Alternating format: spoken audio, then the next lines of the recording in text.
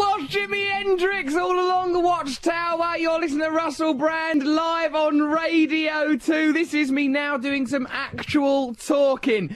Yeah, thanks for listening to me. There is my typical co-host. Last week we had the delightful Noel Fielding. I think later on we will be talking to him. In addition to Noel Gallagher, I'm going to ring him up because he's got some views. I spoke to him briefly on the phone the other day. He seemed like he was going to try and say something to wind me up. He had that sort of air about him. With me here in this room is, of course, the show's poet laureate, Mr. G. Hello, Mr. G. How you doing? You fighting with your microphone? I'm at war with it, mate, because it's acting like a little metal triffid, right? Because I like my microphone to be straight, like a stand-up comedy microphone stand. This is what I was arguing.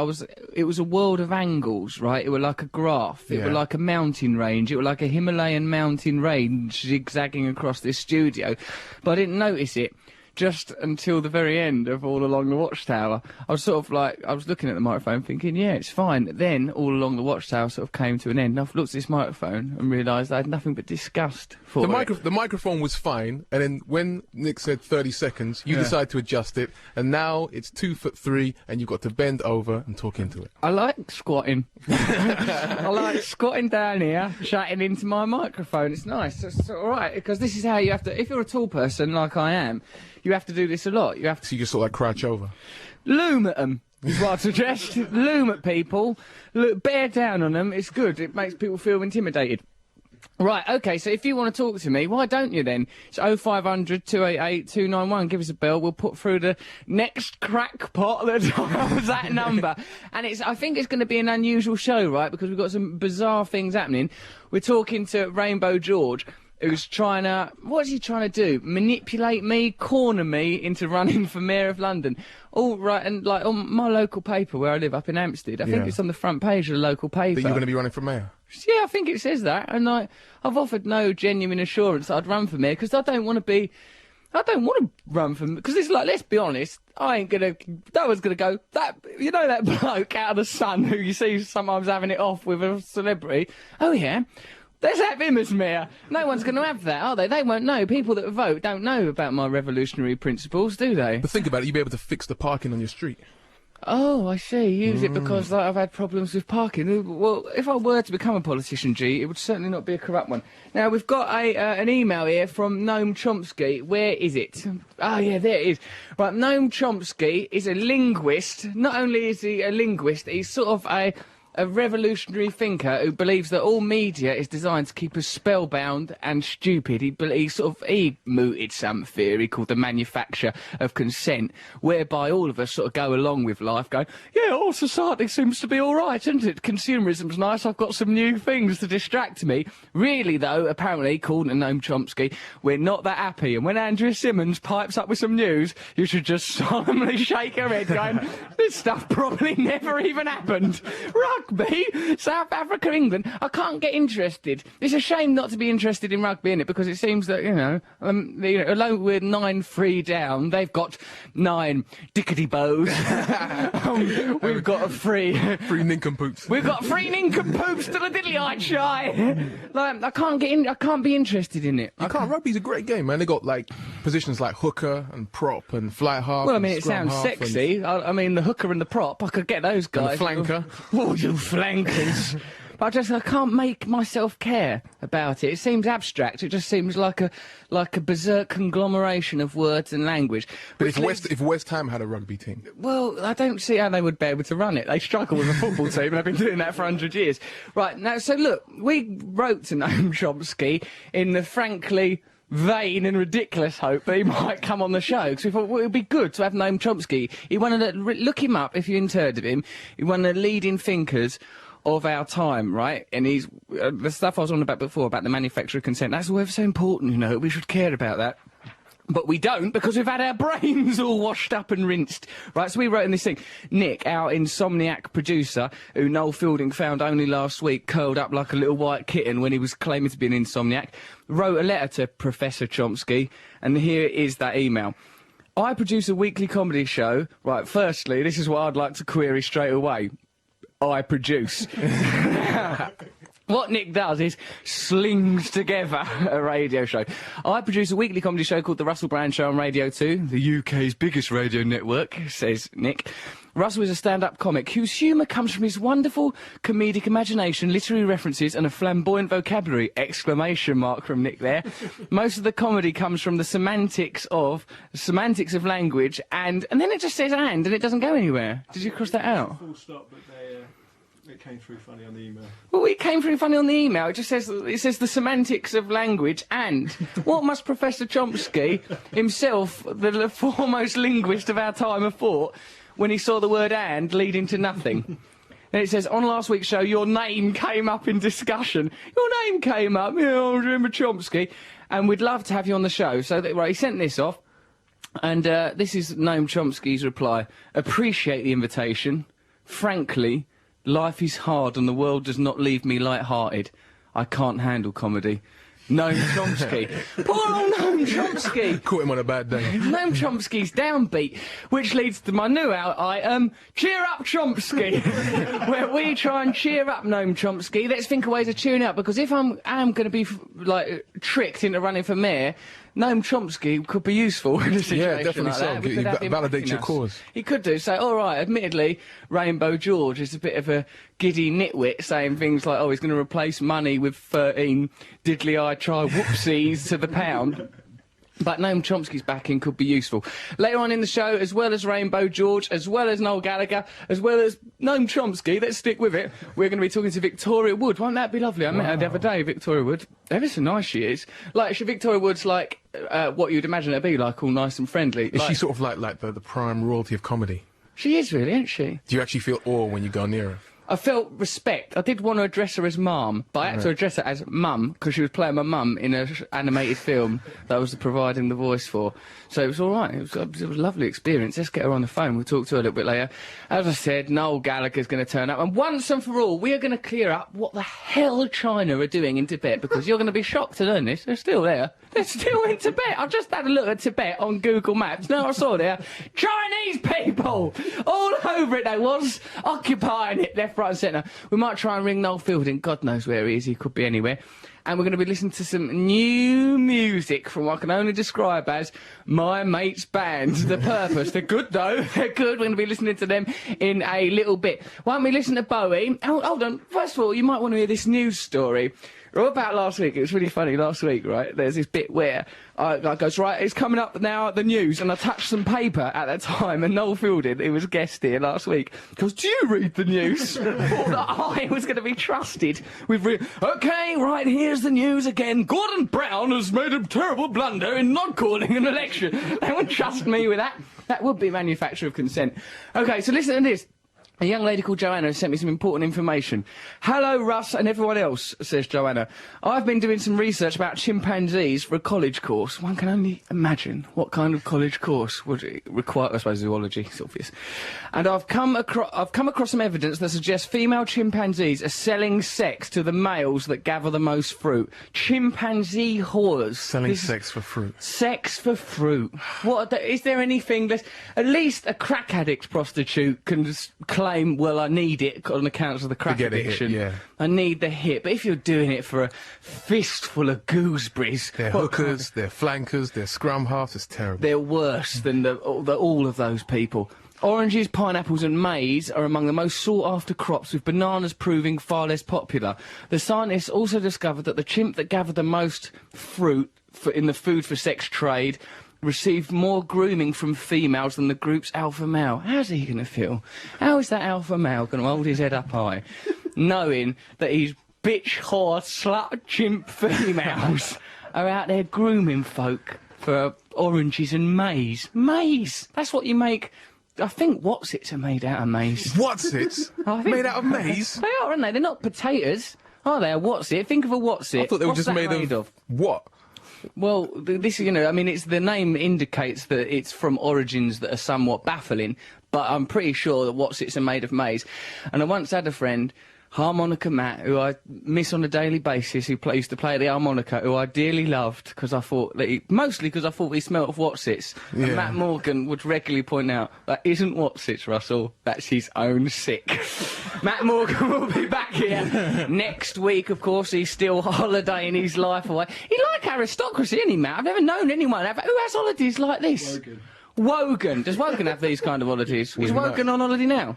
No, he's back now. Thank God, we should call that Mark Wogan. I found some snuff in this office. You found snuff? Yeah, just like... You found snuff? Mr. G has just announced he has found snuff. Some snuff. I don't know, like, is it Snuff? for How do you Wogan? know what snuff is, anyway? I know, it's got snuff written on the You packet. don't know snuff. You don't know... what it says? It says snuff. Ingredients, maize. Snuff? Really, did you find snuff, G? It's just there. Nick, get it. Let's have some snuff. It's not a drug, is it? Because I'm in recovery. Why is it that any time we find anything, you just want to take it? Don't take snuff. John Rogers, leader of the revolution, is saying don't take snuff. That's actual snuff. Bang it over. Is that real snuff? Look at that. I've never even seen snuff. This damages your health and is addictive. You want it, don't you? I do now. Yeah. It sounds delightful. And Here we go. It's got like a little dispenser. And the show is going so well. Snuff. Right, listen, why don't we listen to Moon Age Daydream by Bowie? Then I'm going to snuff myself stupid. Then we'll talk to Victoria Wood, with all sorts of people. We've got a dream interpreter coming in here to challenge some of Noel Fielding's balmy interpretations of dreams. We're going to learn about Tibet. We're talking to the editor of the Bingo. Not the Bingo. they're the Beano, but I don't know. If someone invents the Bingo, we'll do that as well. This snuff, no, I can't imagine that's nice It's not, to take yeah. snuff. I'd like someone to take snuff. I think Mr. Nibs might be here, who is the show's servant. We'll snuff that. Yeah. We'll snuff him up. All right, it's Bowie. Moon Age Daydream, Bowie, that was. You're listening to Russell Brand on BBC Radio 2. I'm here with Mr. G. I've got Mr. Nibs here. I just discovered some snuff just a moment ago. And I'm curious about snuff and its qualities. It's like clear warning about it. So, but like, you know, mankind did not endeavour to get out of the caves by not taking snuff. But Victoria Wood is also on the telephone line, I believe. Victoria, are you there, dear? I am. Hiya. Hello, Victoria. Have you been listening to the show this evening? No, I was watching Extreme Celebrity Yo-Yo Dieting on the television. What? I mean, there's so many adjectives involved in that TV programme. I don't know if anyone knows what's going on. Extreme Celebrity Yo-Yo Dieting. What happens? It's full of people you've never heard of pontificating about people being too thin or too fat. Why are you watching it? Well, because I didn't want to watch the rugby. Yeah, no, but I mean, life can't ever, Victoria, can it be boiled down to rugby or extreme celebrity yo-yo dieting? These are not the options we're presented with. Well, because, like, the bit that is extreme, right, I think, OK, already that's dangerous. Yo-yo? Why are they doing that? Well, I can't answer that question, really. No, I suppose you're not qualified to, but, like, I tell you what you are qualified to help with, Victoria. We've got a young lad here, barely 19. How old are you, Mr. Nibs? 19. Oh, he's not got cancer, we can't hear Victoria. What we're going to do is we're going to make this... have you ever taken snuff, Victoria? No, it looks disgusting. It does look disgusting. I've just looked at it. It looks like filthy, ground-up, disgusting coffee. It looks like what you get when you take your carpet up. Yes, it does. That's Yes. what's underneath. It looks like decaying underlay. Or underpants, even. Decaying underpants, decaying underlay. Well, nonetheless, I'm going to give some to this young lad here because I'm curious about snuff. It makes you sneeze, doesn't it? Well, I don't know, because I've only ever seen it on television. Like, people in Blackadder maybe will have some, or, like, maybe the Major out of 40 Towers. It's people in sitcoms, so that's my only reference. Yes, it's a sitcom item. Snuff is a sitcom. Have anyone in any of your sitcoms, like, No, Dinner Ladies? I need to write one that I can put it in. It seems to me one of the limitations of your sitcoms that there aren't enough... Been snuff-free. What's going on? I mean, I've heard of snuff movies. I haven't heard of a snuff sitcom. It's high time a snuff sitcom was made. It'd be more representative of the modern world. Now, Mr. Nibs, politely say hello to Victoria Wood with all the respect you can muster. Hello, Victoria Wood. You all right? Hello. That wasn't very respectful. That's Victoria Wood. You shouldn't even be allowed to talk to me, let alone Victoria Wood. Now, take your... He's got a palm full of snuff now. And is it any special flavour? Hold on a minute. Menthol, isn't it? I've got yes, it says menthol mit Columbia, and Columbia was something that you take nasally, or those two things oughtn't occur in the same sentence, really. And then it's got Anyway, pictures of... menthol makes you think of toothpaste. Menthol makes me think of toothpaste, Columbia makes me think of cocaine. Heroin and things, yeah. Yeah. Look at you casually saying heroin and that. 5 minutes ago, you were watching Celebrity Yo-Yo And look at me Dieting. now. I'm down with all the drug jive talk. All this drug jive talk, second nature to you. It is. Now, Mr. Dibbs is going to take some of this this thing. Go on then. Want me to do? You Snort pinch it? it with your other. You pinch it with one hand, and then you sort of put your two pinched fingers into your nasal cavity, and then you inhale deeply. And this is legal, what he's doing here, so don't make me out to be irresponsible if you're listening to this thinking, oh, don't make that young man. Okay, shall I do it? Yeah, go on, a big lot of it. Right, what does it feel like? It's not that bad, actually. Take some more. Keep doing it. Keep doing it until you change. It's like that Vic stuff, that Vic Vapor Rub. It's like Vic Vapor Yeah. Rub. Don't advertise Vic Vapor Rub. Other Vapor Rubs are available. I'm sure it's good for a cold. You think it's good for a cold? Yeah. Your eyes have become all bleary. You're like a young Scarface. You've become unbearable. Look at him, all bloated he is now, Victoria. I've never seen anything quite like Is it. he wasted? He's completely wasted. I imagine we'll find him slumped dead over the lavatory within the hour. Poor soul that he is. Victoria, it was nice to meet you the other day while we were doing that student film. Yeah. I enjoyed it. You were playing my mum in it. It was good, wasn't it? It's good fun.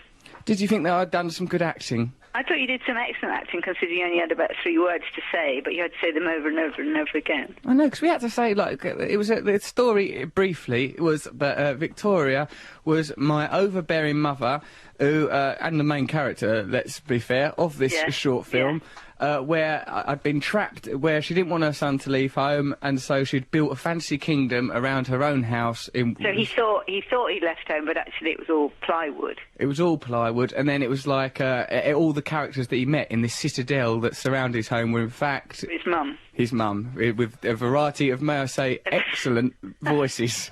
Transylvanian was in there, French, Scottish. Yorkshire, was all the whole panoply. It was quite a panoply that you laid on there, Victoria. Whereas you had a wide variety of character traits, voices, where mostly, like, my acting consisted of things like, right, make a noise that you would make when running into a wall. Well, I thought, for somebody who wasn't actually running into a wall, I thought you did a brilliant noise for that. I was very impressed with that. Well, do you know what? I can do it again now, if you like. Go on, then do it. You're running and running, running. Running. Oh! I ran into a wall. Do you see? Good. That's what you would do, isn't it? I mean, who could dispute that is the noise that one would make when running into a wall? Yeah, I mean, I thoroughly enjoyed it. And also, what else did I have to do? We've got a rattling... I thought that the director, seeing as how he was a bloody student at the National Film School, should be damn grateful. Picky. He was picky. Picky, critical. Yeah, egomaniac. Sort of Yeah. It was like something from the book Raging Bulls. That sort of like some sort of 70s. It's like working with Wiedekind, or what's his name? Not Wiedekind, Billy Friedkin, the guy who directed Exorcist. He was really demanding and sort of... like, when he was making me, there was a bit where I had to rattle a door handle, like, and just go, Yeah, oh! that was hard. That was hard, because it was more than one door handle, and you had to do it without swearing, which I think most people would struggle to do. Right, swearing seems very natural. If you're rattling a series of door handles, you can't open any of these doors. Swearing seems almost... It seems like an instinctive thing to do. That director made me do about 25 versions of it. He was never satisfied. No, he wasn't. He was sobbing by the end, wasn't he? Yeah, Disappointed, disillusioned. I think we've destroyed any chances of a career in show business for that young man. I know he was on the phone to Pauline Quirk and Noel from the Mighty Boosh as we were leaving. So probably he'll be redone. I imagine so. Yeah, he'll destroy the tapes of our endeavours, I would imagine. Now, Victoria... Should we tell people what happened when you tried to buy me a cup of tea? Oh, go on, you tell people. That you weren't able to purchase it. Yeah. Because you don't carry cash. I know, that's become quite embarrassing that I've stopped doing that. I've become a bit cosseted. Having been famous for about 2 weeks, I've completely become distanced from reality. I never have any money. I expect everything to be taken care of. What did you... Yeah, Which it was in this case, because I bought your cappuccino, or whatever it was. it was an espresso, and I thank you enormously for purchasing it and taking care of what could have otherwise been an embarrassing situation as I brandish my Coots black card impotently at the hapless... taken. Yeah, it was ignored. It meant nothing to that young man. Victoria, Mr. Nibs, as tragically, has got a terrible nosebleed now. Oh, dear. Yeah, he looks terrible. I think it's the last we'll see of him. May I just sort of say, if you weren't listening to the beginning of the show, Victoria, you'll have missed... well, no, I know you were listening to extreme celebrity, yo-yo, bizarre Dieting. fantasy shows. We had an email from Noam Chomsky, the linguist and great political thinker, in which he expressed that it seems like he's disillusioned with the world, and I want to cheer Noam Chomsky up in an item called Cheer Up Chomsky, where I get Noam Chomsky to feel much better about life and perhaps back what can only be described as a half-witted scheme to make me Mayor of London. So I wonder if you've got any cheering thoughts for Professor Chomsky. Well, you could tell him that I just took a ladybird off my cooker. Yeah. And put it on a post-it note and put it outside. Right, okay. Hopefully it will have a happy and fulfilled life now and Victoria not be would. burnt to death. That's fantastic, particularly bearing in mind the well-known Ladybird poem, "Fly away, Ladybird, your house is on fire, your children are gone." Fire. Yeah, So you've saved a ladybird. I have, and I think that should cheer him up a little bit. Right, that'll go in. We're putting that in. Victoria Wood has saved the ladybird from... So there's some sort of ladybird epidemic going on. There's a plague, yeah. There's a plague? Most of them are on my cooker. If you're going to have a biblical plague, ladybirds, quite a nice thing to have them of, isn't it? It's like... Cause More cheery than locusts, a nicer colour. Absolutely. If in the Old Testament it had been a plague of ladybirds, perhaps, you know, conventional Judo-Christianity wouldn't have caught on, because you think, oh, these plagues are all right. Before you go, I mean, assuming that you do want to at some point carry on with your life, I mean, I'd happily keep you ensnared and embroiled in mine, forever buying me tea and witnessing me running into walls in a variety of ways. We have an item on this show called Gay, where I help people with issues to do with homosexuality. Yeah. Here is one such issue. I'd like your advice on it. You've proven yourself to be capable of cheering up the world's foremost linguist and political thinker, Noam Chomsky, with a cheery anecdote about saving the life of a ladybird. So perhaps you'll be able to help young homosexuals also. This is from Will. He claims to be from South Wales, although I've got no evidence that he is from there. To Russell. This problem is the reverse of one that you've previously attempted to solve on your new item. Gay! I'm gay and my best friend is straight, and I think that everyone now thinks he's gay, and that's why he's not getting much female attention. I think some of them think he's gay just because I am. He's good looking, but I'm not attracted to him, even though I am gay. I need straight male friends because women slightly bug me. Oh, this sounds like a misogynistic young man. I don't know if we should be helping Will. Sounds a right pain in the backside. That's it. Anyway, yes, what's the problem? Well, the problem seems to be, I was wondering what you heterosexual, metrosexual, male-type fellow could tell me what to do in order to make him look good in front of women folk. Thanks, Will. That's his problem, Victoria. Is there anything he wants to make... It's not his problem, it's his friend's problem. Yeah. And if Will thinks it's his problem, then Will has a problem with his own identity. And it seems to me that Will secretly would like to be straight and possibly isn't even gay at all. Will, you are not even gay. Why are you writing into this item that is very clearly called gay, and Victoria Wood has exposed you for the heterosexual you are, posing as a homosexual. I've inned him as opposed to outed him. Get in! You've inned him, well done. Yeah. He's been quite rightly inned. Let's get Peter Tatchell involved in this and in him in as militant a fashion as is possible. Victoria, thank you for inning that little heterosexual. Get back out here. Yeah, thank you very much. I appreciate it. His real problem is that he's from South Wales, but that might be a bit too controversial. Certainly would be for you, beloved Victoria Wood, to start attacking the people of Wales. I don't do things like this, and I'm controversial. I know, I thought I'd do it to save you the trouble. Yeah, thank you very much. That means the rest of the show I can pretty much cruise, knowing that we have at least offended one crucial demographic at this time of crisis for the BBC. I plan to ensnare you in my life and trouble you for stuff. Is that all right? Yeah, that's absolutely fine. Yeah. This radio show really is just a way I can't express myself normally and socially. Just a way of meeting people Just I my know. way of meeting people. It's just for me, it's speed dating. It's what I use instead of that. It's how I socialise and meet people. What was that? Was that the Nice to sound talk of to you? you. I'm going to go and watch television now, if that's all right. Yeah, it is all right, Victoria. But try not to watch something with so many adjectives at the beginning of it. Just watch something. All right, okay. The news, not the whoopsie daisy. There goes the celebrity yo-yo helter-skelter news event. So watch something more straightforward.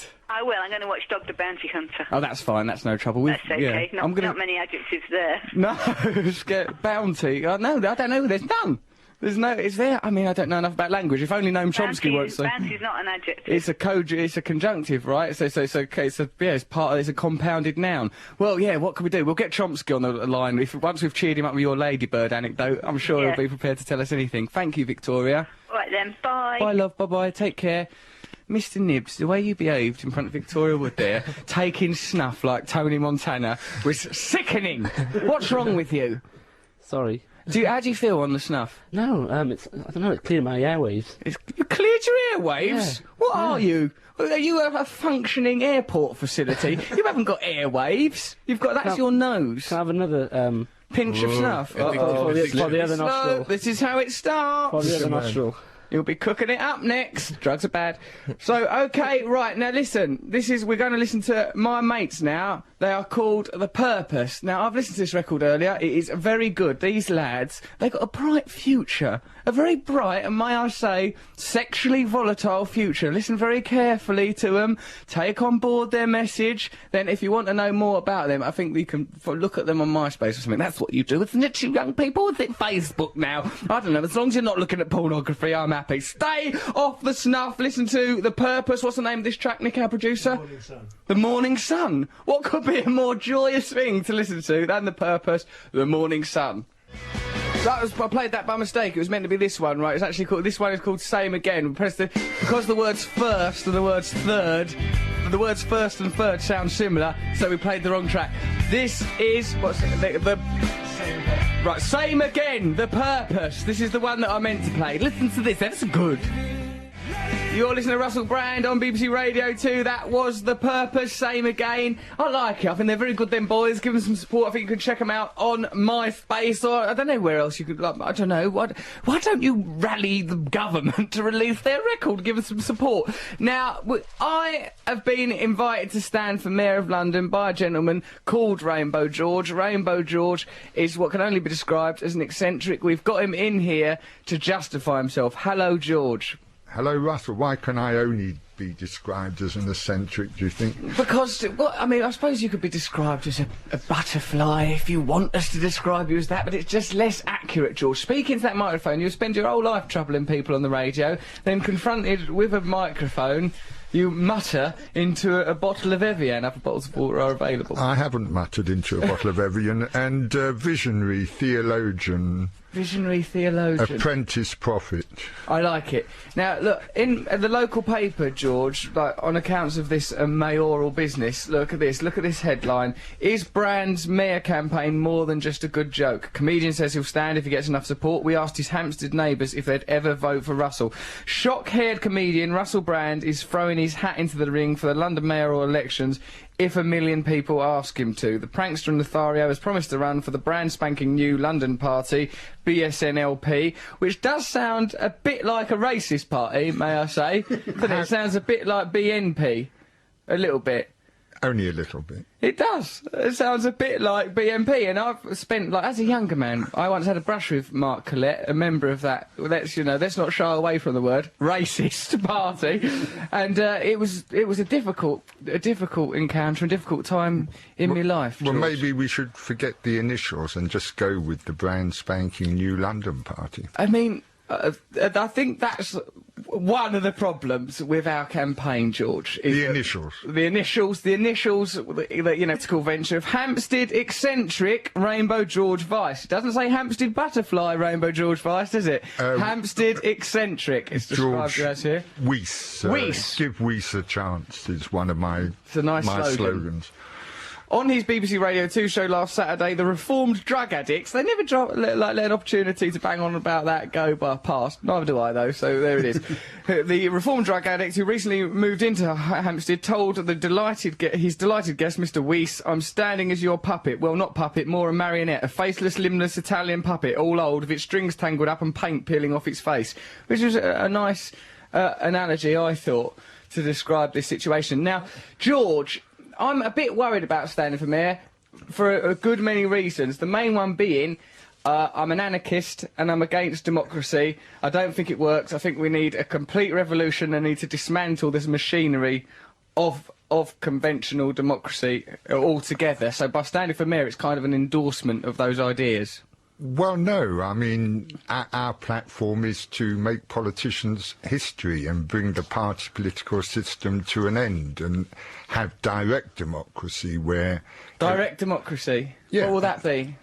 Well, everyone representing themselves, everyone using the technology, their opinion on any given issue at any given time, and transforming London into a model 21st century city, a party city. A party city? What, yeah. Like it's like a loco, bonkers, crazy place for us all to hang out? A place for the world to come and visit and chill out and enjoy what we were doing here. OK, it sounds quite nice so far. Now, I've got here John Rogers, who is very much the leader of the revolution. He's a brilliant man with quite a fantastic mind. Now, I've brought him along here quite deliberately to see if there's any genuine chance of this fiasco that you're calling a mayoral campaign bringing about a genuine revolution. Also, we're going to be talking to some fella from The Telegraph, who I believe is called Andrew Pierce. Now, he's a proper qualified journalist and a grown-up man. Have you heard of him, George? We have spoken. You've spoken? On occasion, yes. On occasion.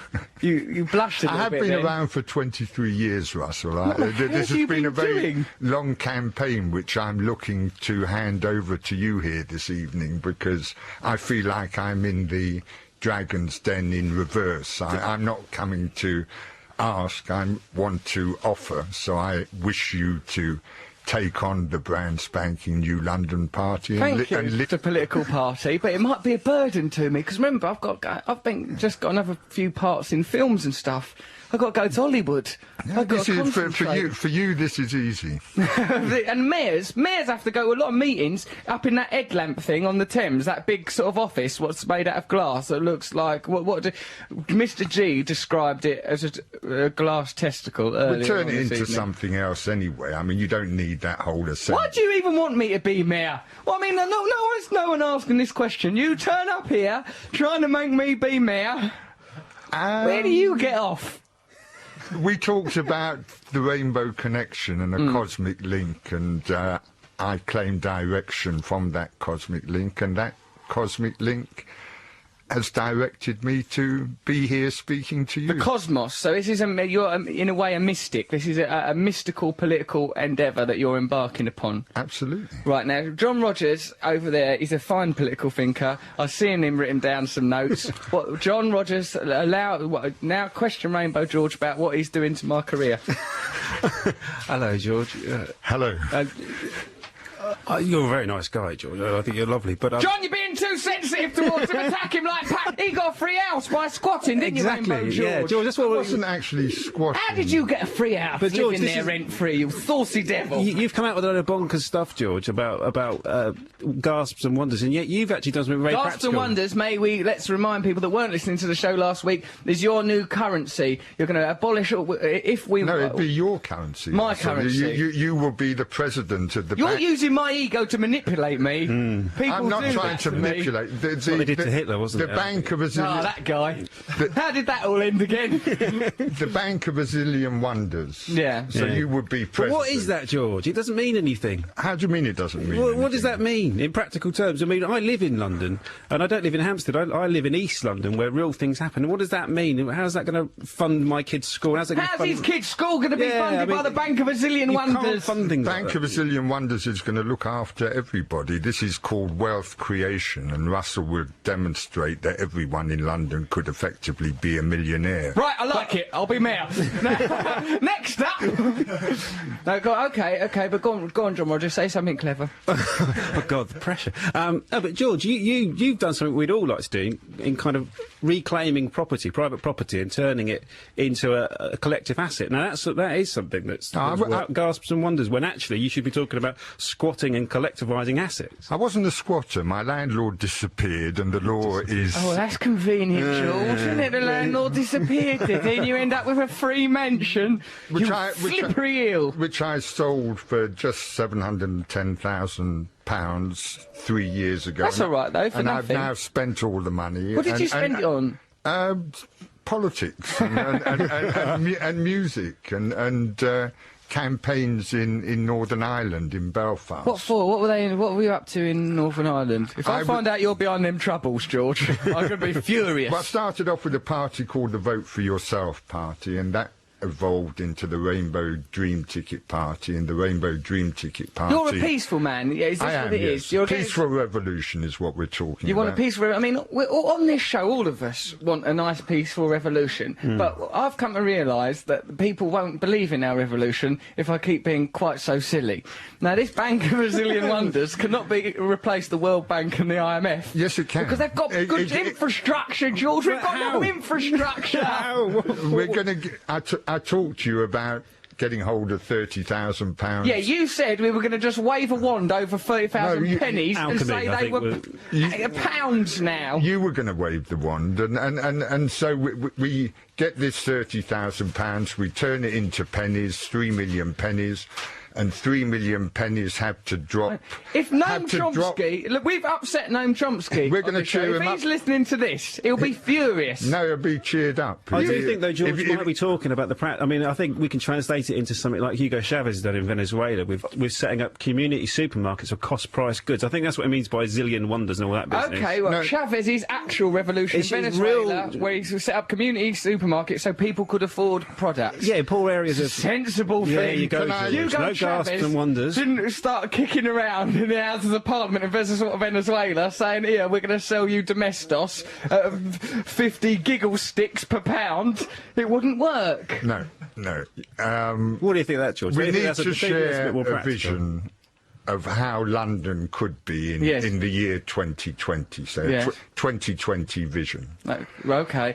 Don't make all your policies be based on puns. They're just puns and punchlines, They're not based George. on puns. Sorry? They are, just sound like puns and punchlines. What does that mean? What does what mean? That 2020 vision thing. What does it mean? Do you know what? I saw an optician recently, and she admitted to me that it don't even mean anything to the opticians. No. I goes, what does 2020 vision mean? She goes, we don't even know anymore. I think as well, and he's using it once removed. He's not even a qualified optician. George, I've got you here in good faith to make me mayor, and it turns out you're using slogans that even an optician would discard. Now, come on. We're going to have a little bit of news in a minute. We're going to talk to some people that listen to our show about this mayoral campaign. We're going to talk to a grown-up journalist as well.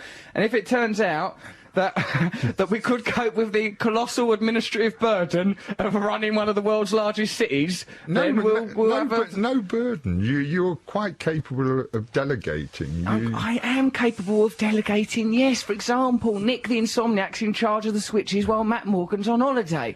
But that doesn't mean we can run bloody great big things like London.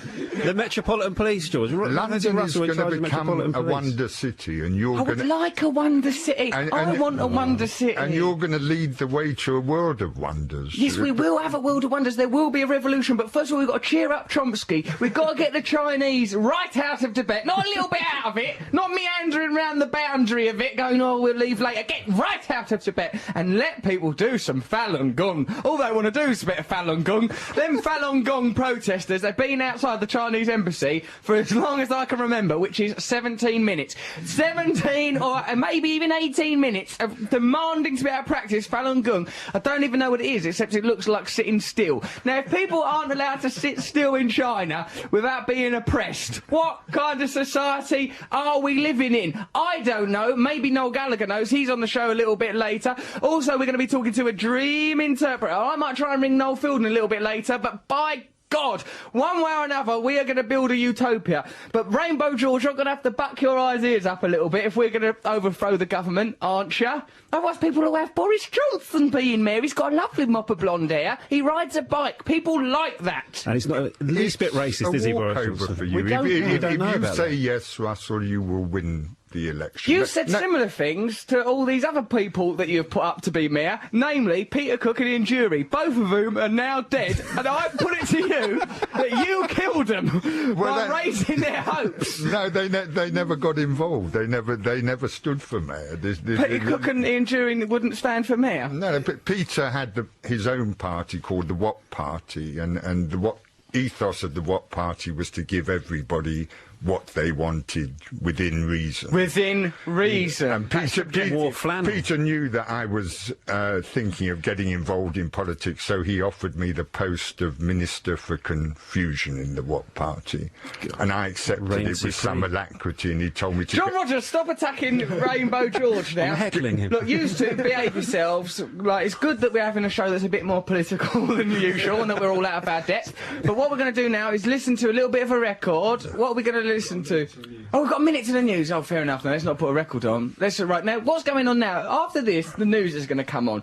This is the actual world with actual things that may or may not have happened. Now, I want you to listen very carefully to this, George, and see how your policies would affect stuff like this. Now, admittedly, rugby, that's an arbitrary idea, an odd system of signs and rules. What happened? Who won? We don't know, George, because we don't care, because we're here talking about you and 20 gazumphs to the Mookie. So we're not able to focus on things like the rugby and what else going on in various political matters that are genuine. 100 gasps to the wonder. Sorry, I do apologise for not using the correct nomenclature for your bonkers made-up money box. It's not bonkers. No, I know, darling. Look, I respect you as much as the next man. Unfortunately, the next man is John Rogers, who sat there eyeing you like a fox looking at a bin bag, knowing, I'm going in that bin bag in a minute. I don't care if they're nappies. Daddy wants a new waistcoat. Right, OK, there's some news coming up in a moment. After the news, we're talking to Noel Gallagher, the country's foremost musician and thinker. I wonder what he's going to make of this mayoral campaign. We should try and ring Matt Morgan up on his holiday. I don't think he'll answer his phone. Mr G will be doing a poem a little bit later. Someone's going to be talking to us about gay animals. That's right, animals have gone gay. Mr Nibs has unfortunately overdosed and is now stone dead. Let that be a lesson to all of you. Don't do drugs. This is BBC Radio 2 online, on digital and on 88 to 91 FM. This is some news. It's too late. That was the New York Dolls. You listen to Russell Brand on Radio 2. Before that, them things that lady was saying, that was news. All them things have been happening. Who have we got on the line? Why, it's Noel Gallagher, of course. Hello, Noel. Hi, Ross. You all right, mate? Not too bad. You in the countryside? I am. How's your son? He's brilliant tonight. Is he? What's he up to? Is he doing anything yet? Sleeping. He's sleeping is what he should be doing. Just sleeping. He's slowly wrestled control from me of the household from this week. We're going to get it back next week. He's become the alpha male in the Gallagher household. Unfortunately, he has, yeah. How have you been so easily usurped by a person that can only really be sick as a job? Because I'm not allowed to arm wrestle him yet, legally. Right. For control. Change under Rainbow George's brand spanking new party, in which I'd be the Mayor of London. Have you heard about this, Noel? Yeah, I heard you rabbiting on about it last week with that other Noel. With Noel Fielding, yes. The second Noel. Yes, very well. I mean, you know, as long as we've got you in our lives. Well, what happened last week then, eh? Well, why didn't we call you up? Yeah. Because I was concentrating on what Noel Fielding was saying, a lot of which, in retrospect, was It'd be two worlds best colliding. surrealist. Two Noels in the same show. Couldn't have it. Particularly as you, the ultra-realist Noel Gallagher, versus him, frankly, a surrealist, abstract young man. I think it would put me in a difficult position. You know, it's like, don't you sort of have, like, different groups of friends that you sort of think, oh, if them two meet? Like, for me, it was sort of like, early life was like that, because my mum was very much one way, my dad was another way. I thought, oh no, if them two ever meet each other, it's going to be moida.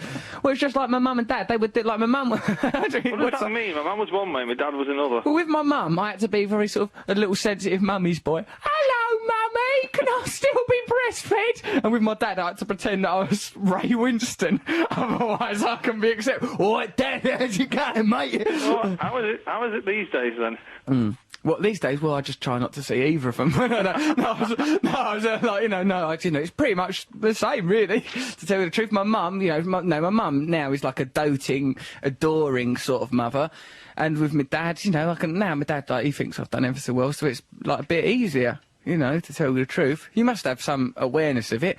I mean, like, think of it how you are with, say, your brother, Liam, or, like, you can't be the same with him as you are with Walliams. Walliams can be, oh, hello, you can't... But I've had Walliams in our dressing room, while Liam's been there, and it's been quite amusing to watch it all unfold, you see. Yeah, because they're from a different world, aren't they? Because Liam likes to intimidate people, right? But it's like, you can't intimidate David.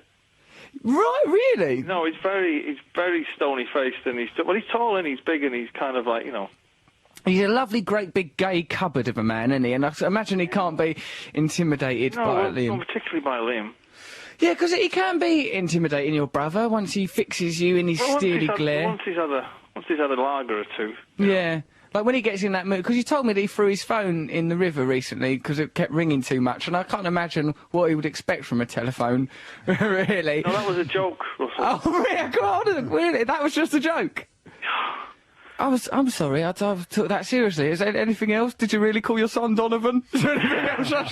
Come on, no! Come on, you sent one of mine to the hospital. One of yours is going to the morgue. You know the rules now. Yeah, Come on. No, I mean, it wasn't. I mean, he slung his phone because it does ring a lot. Yeah. But, he didn't drop kick it in the Thames. No.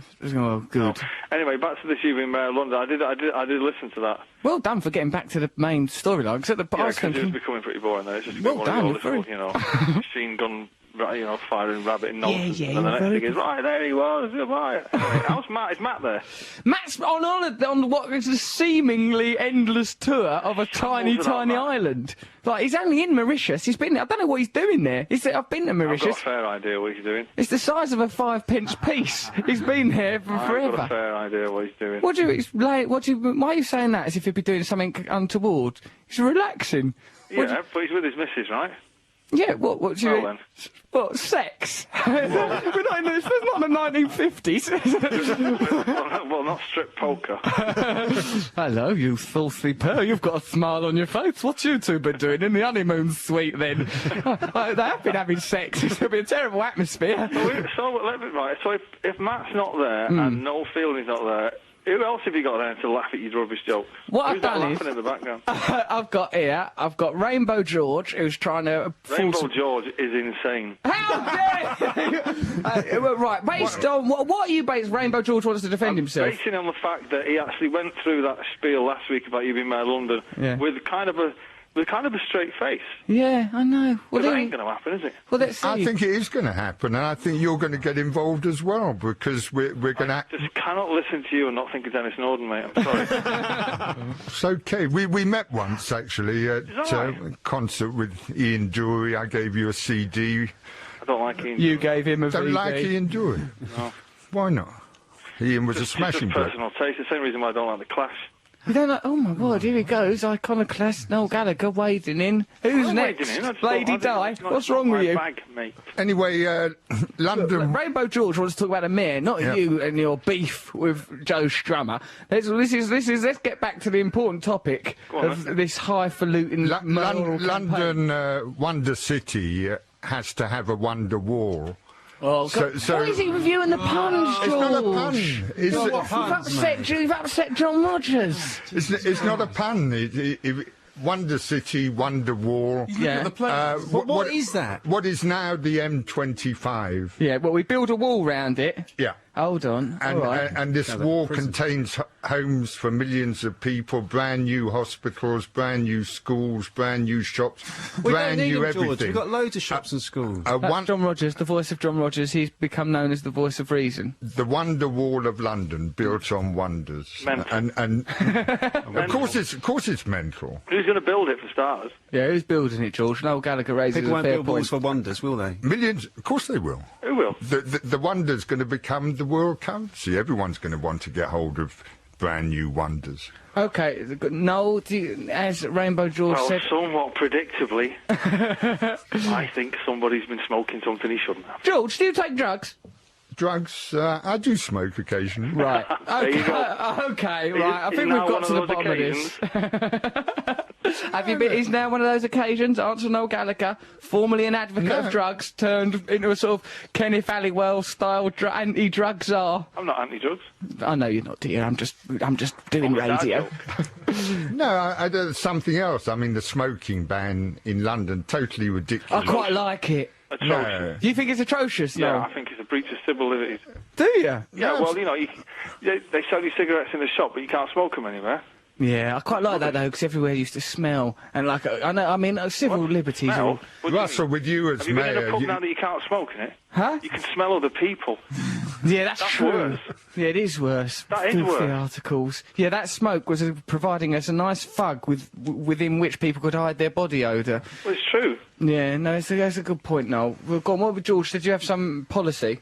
Yeah, well, on the smoking side, there should be pubs that are smoking pubs and non-smoking pubs, smoking restaurants, non-smoking restaurants. We should have the choice. The non-smoking area was working fine, wasn't it? It was working all right. The smoking room at the airport. Yeah, that was all fair working enough. fine. And we should have, that. we should have free public transport in London as well, and that could be easily arranged. Absolutely. See, what I'd do if I was mayor is I'd sort the underground out. How would you do that? Why would you sort out the... Go on, how? We put Dodgem cars down there. Wait up, George. Noel Gallagher might raise a good point before you start turning into a fairground. Because it's the worst... In any of the major cities in the world, the London Underground is the worst out of them all. Go on. Any other underground system in the world is fantastic. What, like that one in France they've got in Paris? That's amazing. Why do you like that so much? Why is it amazing? Why do you like... I've never heard you speak so passionately about anything. Why is... And this has come from someone who's never been on the underground. No. But you see, if loads of people used the underground, there'd be less traffic on the streets, right? Yeah. Then we could pedestrianise some places. It'd be nice to pedestrianise a few places. Oxford Street would be nice to pedestrianise, wouldn't it?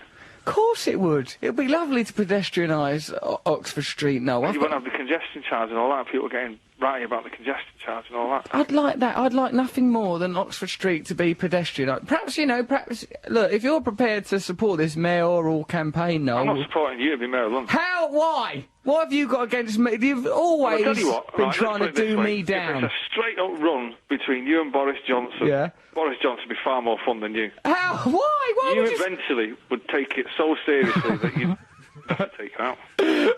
I would take it quite seriously. It'd become a nasty little place, London, if I was in charge. You'd start acting like a dandy and a Dickensian. Yeah, I would. You'd start taking London back into the old ages. Yeah, let's cobble the streets, why don't we? Yeah, let's get that Jet the Ripper when you put that chap funny back. voice on, I'll make it up. Just because there'd be less fumes. That's going to be a vote winner, isn't it? People might like to live in a stunted Victorian society, except without the Victorian values, Noel. Imagine that. Yeah, sure, there'd be rippings on every street corner, people with doctor's bags scurrying off into alcoves, corpses lining the streets, the stink of dyspeptic filth up and down the gutters. This sounds like your teenage years. Oh, those were the glory days. Yeah, fair enough. I'm just saying that. If they did bring back the horse-drawn carriage, they could probably bring back smoking in public so they could drown out the smell of the... Yeah, the stinking carcasses and manure. Also, opium dens. What happened to those? Them were the days, weren't they? Crack houses. I've spent some time in them. Miserable. Have you? You've got your own little opium den? Oh, little opium den. I'm surprised that Donovan will allow it. It won't be long before he clamps down on that and has it as another little one of these rusk vestibles. That's all right. You won't know where it is. It's a secret one. He's got a secret little opium den in his house. Well, underneath the swimming pool. It sounds all right. It sounds all right to me, your principality. No wonder you're so indifferent to this mayoral campaign. You live in your own bonkers Kubla Khan, don't you? Kind of, no, but I do live in London. This is just my what would we call it? I don't know. You normally call it your country pile. Gaff. No, have you got some sort of new album or something? People keep complaining that they're seeing your face more often than they can be expected to tolerate. Yeah. No, it won't be out till next year. We don't really start recording the bulk of it till November. There's a DVD, is there? Is there something happening? There's a DVD coming out, yeah. What is it? It's a DVD of the last tour that we've done, which is all, well and good. Okay, well, I might have to have a little look at that and make some snap Well, you don't judgments have on to. you. I'm going to have a look at You it. don't have to. Hey, watch me on the telly. I've finished my... listen to this, Noel. Listen to this for an array of products. My on, then. TV show starts next Monday, Channel 4, 10:30, I've seen the Ponderland. trailer last Every night. It's funny. Yeah, you look like a little cat on a hot tin roof, around in your woman's jeans and little booties. It's really funny. Watch it. Well, you look really funny, so it better be really funny. It is. The least funny thing about me is my physical appearance. The show is brilliant. Watch it every night. You Also, said that about your last TV show. that was a mistake. I'm sorry about that. Well, that's one way of putting it.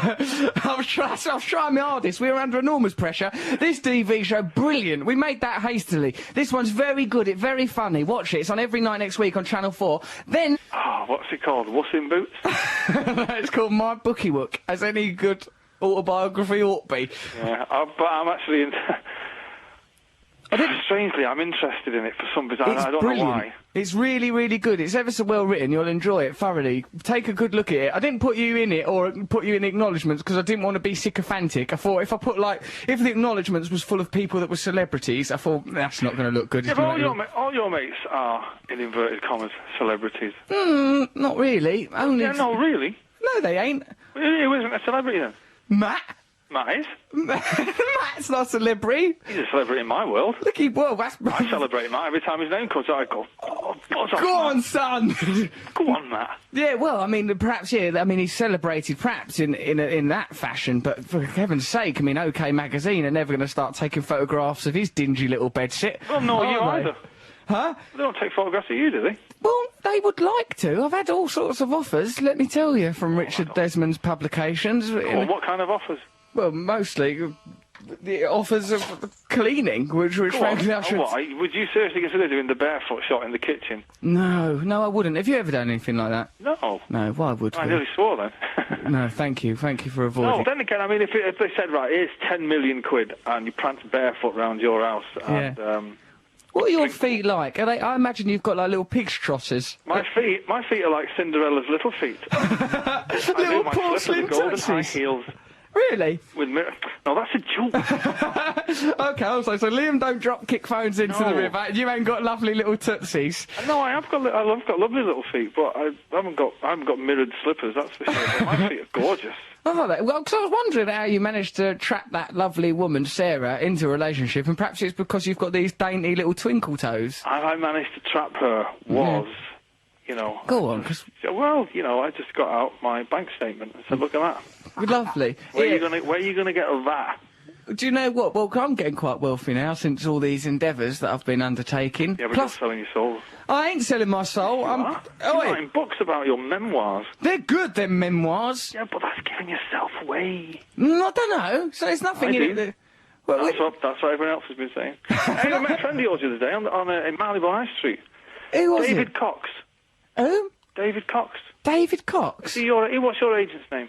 Oh, Brian Cox. Brian Cox. What? His girlfriend? Yeah, Angelica. She's like a mad German woman. Well, I tell you what, she don't like you. Hey, come on. He doesn't. Yeah, Brian Cox, the accountant at John Noel Management, looks after me. She was quite... She looked like a right character. She is a character. Brian Cox, he's this woman's boyfriend. He's the accountant John Noel. While he was in hospital having had an heart attack, he smoked crack. Now he's in charge of all of our money.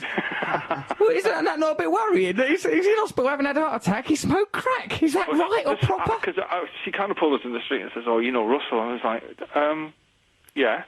She said, he told me all about you. And I was like, really? And she said, you're all good and blah, blah, blah, and all that. And she walked up and said to the missus, said, she'd be immense to go out for a drink with, that woman. Yeah, she's pretty incredible. She's what's the accent? Is it Welsh or Geordie or...? She's from Germany. That's what German people sound like, you poor provincial man, never leaving your mansion, except to escape your son. Well, she is. She's German. She's a German woman. Yeah, she's a wonderful lady. And while we're on the subject of me... I've gone celibate. There. Try that. Good. Yeah, well, thank you. I have to listen to your filthy stories of what did you go up to last night? Oh, how explicit can one be? Well, that's all over because now I'm celibate. Because since I've decided to become sort of like a messianic spiritual leader, not a mayor though, George, because I don't think that democracy is the answer. Democracy is a bloody great big myth. That's why Noam Chomsky is so upset. You need to be a despot like me. this is just a stepping stone to whatever you want to achieve, Russell. Rainbow George has been here. He's off his box as well. I'm worried sick about the contributors to this show. Right, Noel, I'll tell you what, I appreciate your call very much. I didn't call you. Oh, yeah.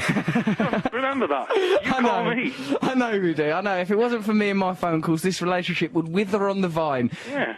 So, listen, give my love to Sarah, kiss your beautiful son for me. And do us a favour. Go on. Say hello to my mate Claire, who's up there, who's up on the other part of the house with Sarah. Just say hello, Claire. Claire, hello, darling. You're in the other part of the house, the way he lives. He can't even, he has to use the BBC to communicate with people in his own home. He's living the dream. Noel Gallagher, everyone. Thank you very much for your time, Noel Gallagher. Let's dedicate this song to Noel Gallagher. It's his favourite band. Why, it's The Clash, of course, with London Calling. This is Russell Brown on BBC Radio 2. There goes The Clash with London Calling. Before that, we had Noel Gallagher on the phone for ages and ages, telling us loads of stuff. We've got a real window into Noel Gallagher's private life there, and frankly, it's pretty appalling and shocking stuff. Now, I think about this time of an evening, 10:30, Saturday, well, England's Rugby World Cup dreams having been dashed, I like to reflect on the sexuality of animals. Now, listen to this. Apparently, says Vicky, there are some gay swans. There was a big lake in the USA. There were beautiful swans there. Some were called Romeo and Juliet. People realised, though, that the swans were not actually of opposite gender because they didn't have any eggs. They were just living together in a gay way. Now, this is useful information from this perspective because some people, like the other day, right, you know Simon Amstell, of course you know him, he hosts Nevermind the Buzzcocks, he's my mate. He featured in my autobiography, I was reading him a bit of it, I goes, here you are, look, I mentioned you. And I said, and I described him thusly, my excellent gay chum, Simon Amstell. His little face sort of froze, and I said, what's the problem? And he goes, well, why have you said gay? And I said, well, just because you're gay and that. And he said, but that's an innate quality of mine. It's like, why not describe me as brown-eyed? I realised at that point I'd be a terrible prejudiced man, and I described him as gay completely unnecessarily. And so I suppose that the idea of homosexuality with animals is therefore useful because it's described. It makes it clear that it's an inveterate quality rather than a lifestyle choice or something that's in any way saucy. That's why on the phone right now is a gentleman called Peter Bockman. He is Norway's leading expert in homosexual animals. Now, some argue that he's the second best homosexual expert in Norway, but those people are heretics. Peter, are you there? I'm here. Are you in Norway right now? I am indeed. Is it nice in Norway? It's sort of darkish. Dark, that's what I imagine. I think Norway, I think Viking, then I think dark. But as I've revealed already, I'm a deeply prejudiced man who views Simon Amstell's sexuality as a way of making me seem more liberal. Now, what have you got to say about... Why are you expert on gay animals? How's this happened? Well, first of all, I have to say I'm not sort of that big of an expert. I'm Norway's leading expert, which only means I've read the book and the other ones haven't. So right. I'm not that much of an expert, really. But you've just read one book, and that's put you at the top. I've read a couple of them and followed down on articles, but I'm not sort of the expert going around poking under animals' behinds and see what they're up to, really. Yeah, that's never been necessary. So, like, it's not that competitive to... No, not really, no. There's not people going, I know more about gay animals in Oslo. Oh, there are people going about that way too, but, well, I was sort of involved in making an exhibition about homosexual animals. That's why I'm... Why are you making an exhibition of them? Let them do it privately. Come on, Peter. Don't turn them into freaks. The idea was that you always hear this argument that homosexuality is something that only humans do, is something unnatural. So we wanted to have a critical look at that. So we made an exhibition. Sort of got a bit of wind too, really. What's in this exhibition of yours, Peter? Well, pictures of animals doing naughty things. What sort of naughty things? And there's dolphins having, well, this is sort of a record, really, in the animal kingdom. Nose sex. Nose sex? They use them bottle noses for sexy purposes? those are the Amazon river dolphin. They use the blowhole, which is their nostrils. So it's the only example of nasal sex we really know about. Having sex down the blowhole? Dolphins having blowhole sex? Yes, indeed. Dolphins are sort of, if you can imagine, dolphins are very social animals. But it sounds social, too social. I mean, if they're socialising by having sex up each other's nose holes, that's too... I'd rather they stayed indoors, just watch the television. Once a nasal cavity should not be used as a depository.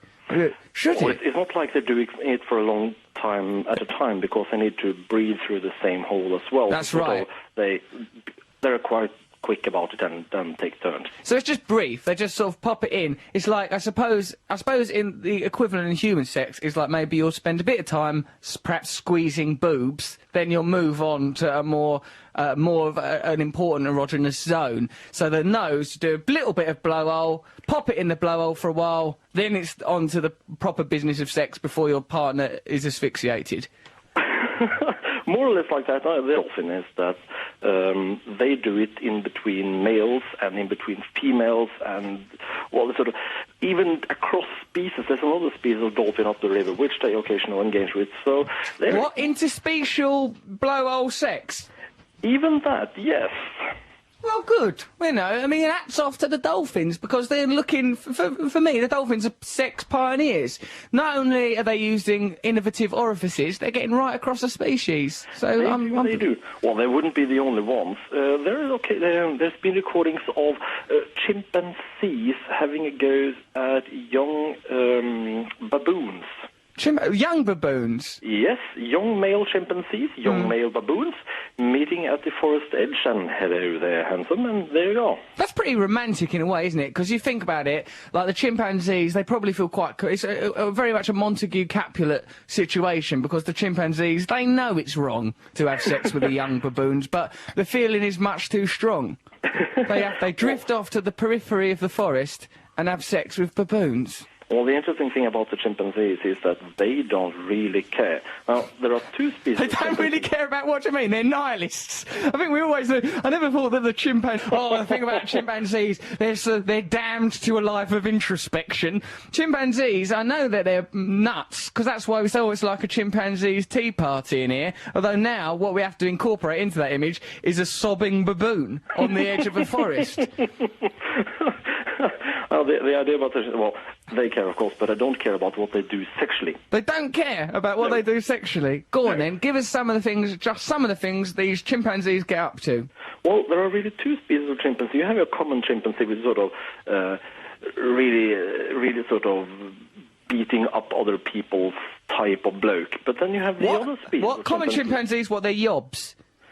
Yeah, we'll see hooligans, really. They're hooligans. The common chimpanzee is just a hooligan, and what sort of sex are they having? Well, mostly the regular kind, right. But of course... Pretty pedestrian. The back position. Sorry, what position? The back position, front to back. Fair enough. But you have the other species, the bonobo, and that's an interesting little animal because they look like a chimpanzee and they mostly behave like a chimpanzee, except they are peaceful and they solve all their problems with sex. Peter, I imagine you now with a bubble pipe and an open dressing gown, erect. Is that pretty much thing over your shoulders like a Batman cape, like when you're young and you play Batman by pulling your hood over your head, and smoking a bubble pipe, torch, pulsating with... T-shirt for me. What are you doing? What, you're just wearing what? A worn T-shirt. A worn T-shirt, but no trousers or pants, if you don't mind me being rude. And I can't imagine how I could ever insult a man like you who spends his time peering into the Amazon, looking at dolphins misusing each other's blowholes. How could I ever offend such a chap? Well, as I said, I'm not the one doing the actual looking. Actually, I'm an expert. What are you doing? So someone else has a look, and then what do you do? You're a voyeur of the voyeurs. Who's policing the police? It's Peter Buckman. He's watching people peering into the Amazon. Well, that would be me, yes. Listen, I've got... Hold on, while you've been talking to me, these things have happened. Someone called Chloe sent us this email. Just thought I'd let you know that since you're talking about gay animals, my boss has 2 female Jack Russells. They were very friendly with each other in my boss's front window. I think that's a euphemism for her boss's genitals, letting the whole street see. She sent them to the vets. Apparently now they're both fine. Oh, the vet can't cure I don't know, I can't imagine what they would do. The female Jack Russells, like both G and John Rogers made the motion of scissors, but what are you going to cut off a female Jack Russell? His eyelashes. Gee, oh my word, that was the most horrible mind. As well as lesbian Jack Russells, has this entered into your field of expertise? Well, sort of, really. What we know is that all domestic animals have occasional episodes of homosexual behavior. At least you know that for all species, even parrots and chicken and horses and camels and elephants. And camels aren't domestic. You can't have a camel in your house unless you're a Bedouin and your whole house is the desert. What? Sorry? Did you just say you can have a camel in your house? Well, if you're an Arab, you can. Peter, you are one of the most stinking dirty racists we've ever had on this show, and Noel Gallagher's just put the phone down. So that's the kind of competition you're up against. The desert is not a house, you ridiculous man. Your whole study has to be called into question now. Oh. Listen, we've got another email here. It's from someone called... Fulmar Drilling. That's an interesting name. Gay animals is no new thing, Russ. We had a pair of gay dogs who used to do it after dinner. It was in the 80s. But there you go. Crazy days. There you go. So, okay, Peter, unless you offer me... Let's have something in conclusion. Yeah, well, I think we all knew that there were gay animals, because... Why wouldn't there be? You know, what else are you going to do? You're an animal, you can't read, the telly don't make any sense, have it off. You know, fair enough. That's sort of a way to see it. The thing is that people have sort of been hung up about sex being purely for reproduction. But I mean, that's it isn't. Boring. Look at us humans. We don't have sex for reproduction. No, we don't. Children when we have sex. No, that's the last thing we want. Them lot turning up, they ruin the sex, don't they? They do indeed, and they're noisy, and they're puking, and God have it, yes. So, noisy, puking little characters. Yes, ooh. Well, the thing is that sex in humans and in all other animals really is mostly for social reasons. Sex is a social tool. Good point, Peter. I'm glad you've come on here saying that sex is sort of like conkers. It's just something to do when you're a bit bored. You're a lovely fella. Peter, we've got to go now because I fancy we're going to listen to the Water Boys. We've got to divide up this show. We've got a lot of interesting things that we've got to resolve. I like you, Peter, because you're so absurd, you seem fictional. So that but you don't seem... I know that you are a real man, and the very idea that after we put the phone down, you're out there continuing to live your life makes me smile. You're just out there living, aren't you? I am indeed. That's Peter. This world is made up of such diversity. This planet that we all live on now consists of people like Rainbow George, people like Peter, people like Noel Gallagher. Look at the crazy little planet that we all exist on. Isn't it ridiculous that we bother to fight each other? We should all just sit down thinking about gay animals and rainbow revolutions. Let's listen to the Water Boys. Thank you very much, Peter. I love you. Bye. Bye, you little perv. He's lovely, isn't he? There he goes. Listen to the Water Boys. Oh, yeah, I love them Flight of the Conchords. That was a trail for them just then. Listen to that show, it'll be good.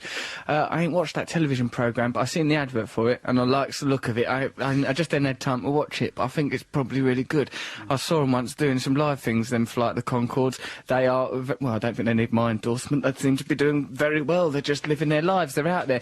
Now, I just tried to ring Noel Fielding. He was on this show last week, helping.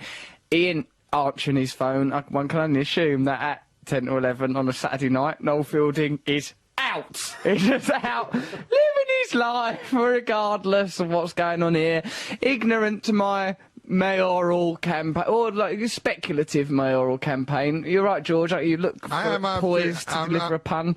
No pun. I'm just feeling that this is not going the way that I would have liked the script to have been written. Because I am a fatalist. I do believe that everything is written except for the results of football matches. Other than that, yeah, everything is stained already. No, I mean, look, I do want a revolution. I think it'll be, you know, chaotic. I just don't think the buses would run properly. I'm not suggesting that we should, you know, yield our principles. Everything would run wonderfully. We need to liberate ourselves from the governing I bet if classes. I left you to look after my cat Morrissey while I was on holiday, I'd come back and you'd have shaved him or like put him out to work as a rent boy or something. You're too chaotic. Me, chaotic? Yeah, you're chaotic. I'm not chaotic. I'm just a little bit crazy, maybe. Not insane, as, I know, but we need as infrastructure. Noel call me. Infrastructure. We need infrastructure. Look, for heaven, like, I mean, I want a revolution. There will be one, but we're going to need Professor Noam Chomsky to cheer right up and come on the show. We've got to cheer up Chomsky. Let's not forget that happened. Absolutely. Without Noam Chomsky, I don't see how we're going to do a proper revolution. It's going to be tricky. It's going to be difficult.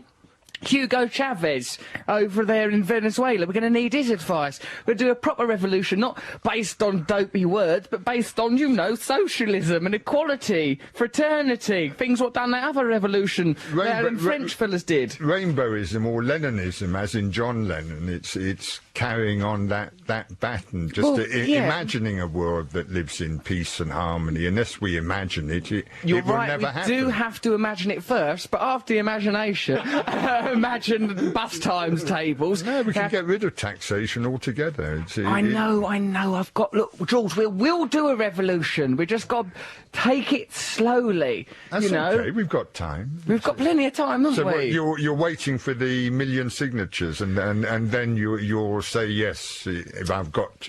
I mean, Ken Livingstone only got about 800,000 votes. Yeah, if you can get a 1 million signatures, then I still won't do it because my agency, like, you know, but you still won't do it. Well, no, because people will think, like, you know, because then when we properly do a revolution, people will go, hold on, they're crackpots, we can't let them run the country, so let's just wait very patiently. We're talking about London, not the country. We're talking about London becoming a Let's get the whole damn planet, George. We want the whole planet. But it has to start somewhere. You want further devolution in independent London?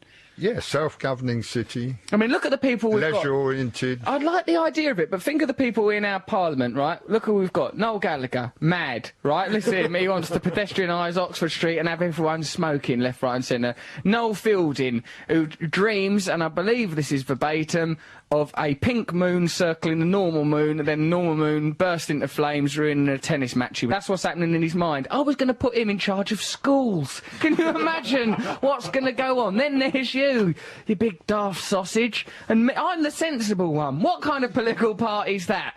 Hey? You're the sensible one. I'm the one that's being If you were reasonable. sensible, you would be saying, yes, I'm going to go for this, and I'm going to lead... George, lead us all to a world of wonders. There will be only a world you of can wonders. do it. There will be a world of wonders, but come on, I've got to focus on my celibacy. Your celibacy? Huh? Yeah, I'm being celibate now. Sex is daft. Now listen to this, all that sweating and grunting. How long have you been celibate? I don't know, what time is it? Right, listen to this. There's a lady has got a toothbrush up her nose. Doctors in India have removed a toothbrush from a woman's nose. Why wouldn't they? The housewife says she isn't sure how the 3-inch long toothbrush got lodged in her nostril. She approached a hospital in Mumbai 2 months ago suffering from severe pain. That's a bit of a vague thing to turn up at a hospital complain of. I mean, severe pain! Oh, well, you're in the right place. I mean, this is a hospital. Can you be any more specific? No, I'm leaving. The Mumbai Mirror reports that the broken toothbrush showed up during a CT scan, shocking doctors. The 31-year-old woman said, I was brushing my teeth, my husband... He's hitting her, isn't he? Because, like, why would you... you couldn't accidentally knock someone while they were cleaning their teeth so hard that the toothbrush went all the way up their nose, unless you were an Amazonian dolphin, and what you were actually trying to do was sex them up while they were colgating away on their gnashers. And I can't see why a dolphin would clean its teeth anyway. How would it do it? The whole thing is just a conglomeration of too many diverse notions. She said, I was left holding the lower portion of the brush but couldn't locate the rest of it. So, like, if half of my toothbrush disappears and I've got a great big pain up my snout, I'm going to investigate that situation. I'm going to think, oh, well, can't find the rest of that toothbrush. On with the day. Let's ignore this agony in my sinuses. What kind of a person is she? What's going on in Mumbai? People need to focus. Oh, yeah. Oh, listen to this, she says. I was left holding the lower portion of the brush, couldn't locate the rest of it. Soon after, I started bleeding profusely from the nose. Almost as if the nose was trying to tell me something in a red river of language. Look inside the nose for the toothbrush. If you're... Again, look up the old nose. It seems clear to me. But since that day, I began getting breathless, and a foul-smelling discharge began to come out of my nose. That's an awful place to have a foul-smelling discharge coming from, because you're getting discharge coming out of your ear. You're you're just listening to a foul-smelling discharge, you think, ugh, that sounds like it might smell bad. But if it's coming out of your nose, you're never free of it. That's like having a foul-tasting discharge coming out of your tongue, or a foul-looking discharge coming out of your eyes. It's as if it's attacking the very sense that it's situated within, unless you've got that thing, synesthesia, what Kandinsky, the artist, has. I think it's called synesthesia. I mispronounce it about 10 times a week. What it is it means you can hear colour and see sound. That's why Kandinsky's paintings look unusual, because he's painting a noise. Imagine trying to paint a noise. If so, Kandinsky, he could have a foul-smelling discharge coming out of his nose, and he'd just think, oh, my nose feels a bit yellow. So there you are. He could cope with it. But this woman in Mumbai, she's got no excuse for her antics. Dr. Kashil Sheath, who performed the surgery, said the odour from her nose was so bad that it could be smelt from a distance of 2 feet. I like that. Instead of doing the surgery, he was going, 3 feet, no, nothing, 2.5 feet, nothing, 2 feet, ah, you stink! Get on with the surgery! What kind of a doctor are you? Instead of playing a sort of version of British Bulldog with a sick woman with a toothbrush up her router. If the object had fallen into her windpipe, said the doctor, she could have choked to death. Well, there you go. That's what's going on in our stinking, dirty little circle we call Weld.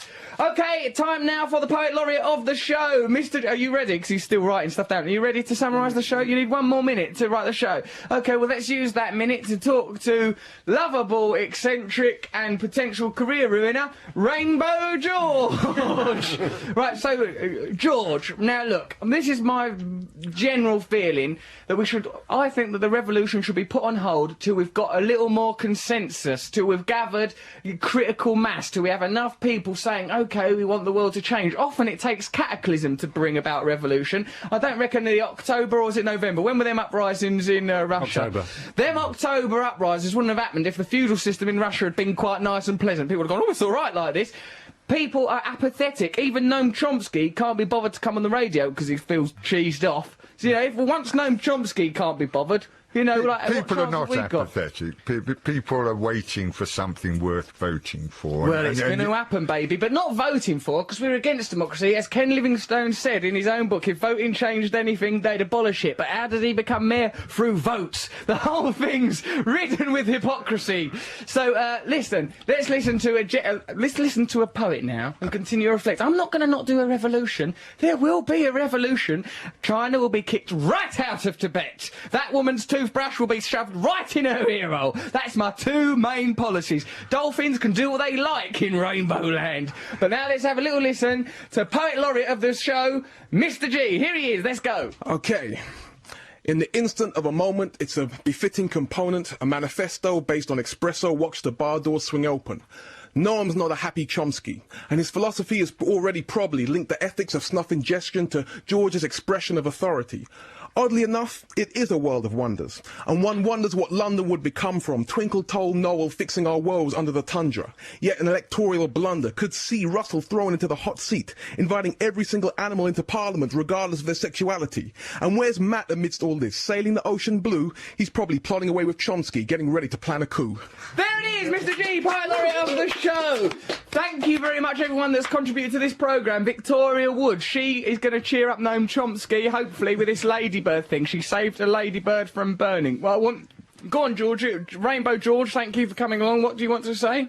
Just sign the petition. Where can people sign the petition? brandspankingnewlondon.com. If you want to sign that petition, then do. Sign away that petition and, you know, I mean... And when we reach 1 million, Russell has to do it. But I don't want to be a mayor. It's probably boring. Well, so let's go to meetings, writing. You can be standing against having a mayor altogether. You can be giving the people of London the chance to vote not to have a mayor. We didn't used to have one. Everything was basically the same. Nothing's really changed. No, it's not like, oh, we've got a mayor now, and now the rain tastes of lemonade. It's just the same. The whole thing's been made up. The whole idea of democracy's a lie. They're all the same. They're all lying to us. Cameron, Blair, Brown, it's all balderdash. The whole thing's a filthy, stinking lie. Don't vote for any of them. Ignore it. Let's go out into the streets. We don't need mayors. What we need is each other. Why don't we listen to the voice inside our hearts and minds? Find a freedom. Cheer up, Chomsky. Get the Chinese out of Tibet. The revolution's already started because it's within us all. We are the revolution. We don't need mayors. We don't need votes.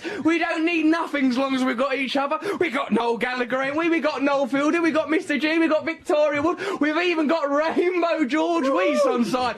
We're all okay. We're already free. Freedom's only a decision. We don't have to worry about nothing. Everything's going to be all right, I think. Okay, so yeah, who else have I got to thank? That bonkers bloke in Norway. Thank you to him for coming on. He was unusual, wasn't he? What an unusual show. And next week we've got Matt Morgan back here, who, frankly, I've realised does a good job. Not even just contributing. He runs that bloody desk. Yep. Nick, whose job it is to do that. He's chaotic. Mr. G don't go near the desk. He concentrates on his poems. Nick, our insomniac liar of a producer, spending most of his time napping. Nick Van Winkle, I'll call him now. Right? What about last week? All that chaos, wasn't there? Different records coming on. Kate Bush turned up. Producers are meant to go on a course to learn the desk. There's a course for him. And Matt learnt it on the job. Matt just learnt it sat there. He just learnt it sat there. He don't even concentrate. He's the laziest person you're ever likely to meet, Matt. He runs that desk without even trying, that boy. Where is he? He's going to be back here next week. Unfortunately, I'm off in Los Angeles and New York meeting. Yep, that's it. Morrissey. Moguls. No, yeah, there's going to be moguls. I'm not supposed to say that I'm meeting Morrissey. I'm not meeting Morrissey. No, don't worry about me meeting actual Morrissey to talk about a forthcoming film. What? Sorry? Nib's going to be all right. Mr. Nibs, he's not going to be all right, G, because he is stone dead. So there's nothing we can do about that. He's gone forever. He was a lovely contributor to the show, but he's gone now and we have to move on. Okay, coming up is a little show we like to call The News, but given all the talk we've had about the manufacture of consent and Noam Chomsky, I wouldn't take it that seriously, as it's all designed to keep us docile and stupid. Now then, why don't we get out there, right? I'm going to go on the streets now and start kicking over bins until a new government just formulates out of that. So then the revolution has started officially. You can sign that petition if you want to, but more important is that you watch Ponderland on Channel 4 next week, every night of the week. I actually love you. I actually love you with genuine love. Thanks for listening to the show. Listen to the podcast if you feel like it. Thank you, Georgie boy, you gorgeous creature. This is BBC Radio 2, online, on digital, and on 88 to 91 FM. Russell Brand. This is